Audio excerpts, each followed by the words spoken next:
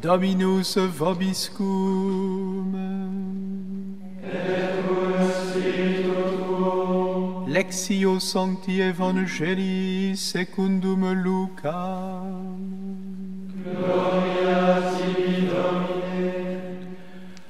En ce temps-là, Jésus disait à ses disciples, « On portera la main sur vous et l'on vous persécutera. On vous livrera aux synagogues et aux prisons. On vous fera comparaître devant des rois et des gouverneurs à cause de mon nom. Cela vous amènera à rendre témoignage. Mettez-vous donc dans l'esprit que vous n'avez pas à vous préoccuper de votre défense. C'est moi qui vous donnerai un langage et une sagesse à laquelle tous vos adversaires ne pourront ni résister ni s'opposer. Vous serez livrés même par vos parents, vos frères, votre famille et vos amis. Ils feront mettre à mort certains d'entre vous.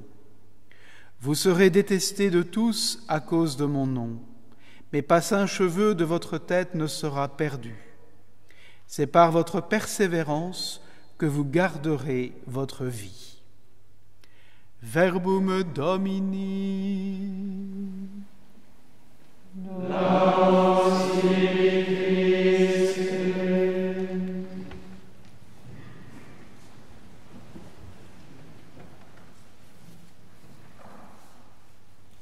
Cet évangile de la dernière semaine de l'année liturgique n'est pas spécialement engageant puisque Jésus nous parle des persécutions que les chrétiens connaîtront dans le temps de l'Église, c'est-à-dire le temps qui va de la résurrection de Jésus, la Pentecôte, à son retour dans la gloire.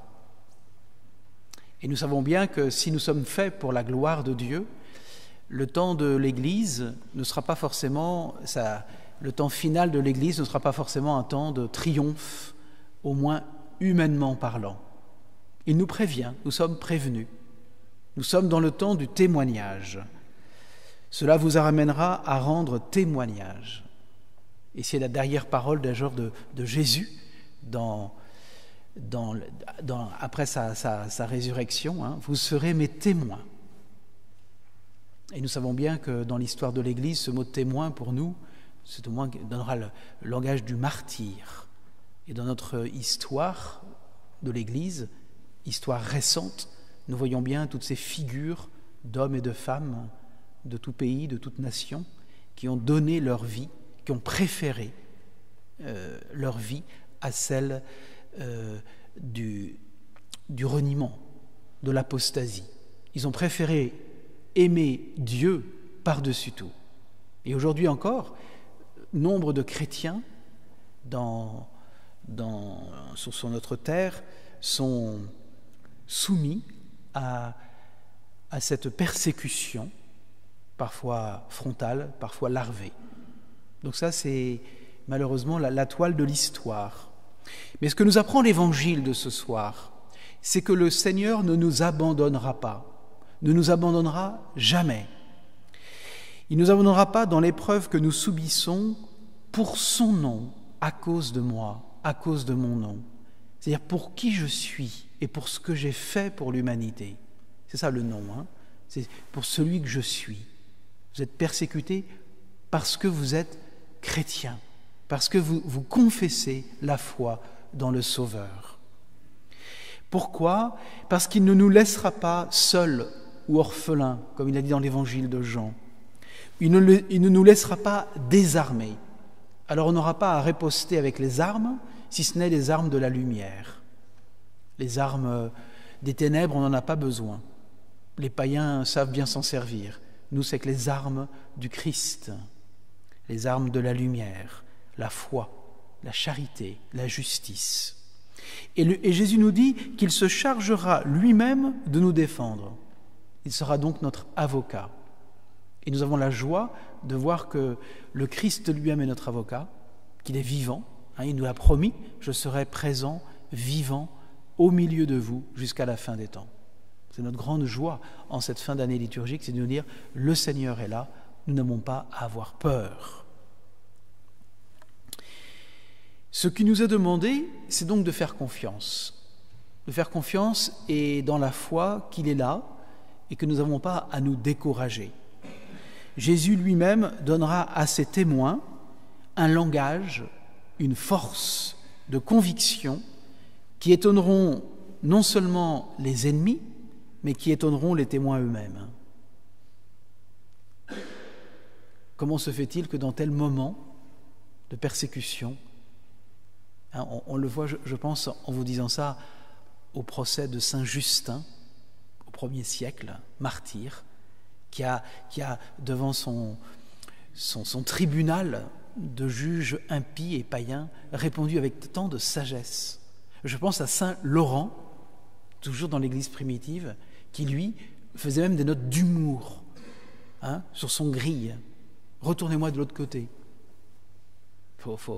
Voilà, la force de celui qui est témoin et qui confesse le Christ. Et je finirai en vous rappelant la dernière phrase de l'Évangile, parce qu'elle est importante, surtout pour vous qui êtes en discernement et en début de vie par rapport à cette vocation sacerdotale. C'est par votre persévérance, c'est par votre constance que vous prendrez possession de la vie. Le mot qui est utilisé ici en grec, hypoméné, signifie demeurer sous.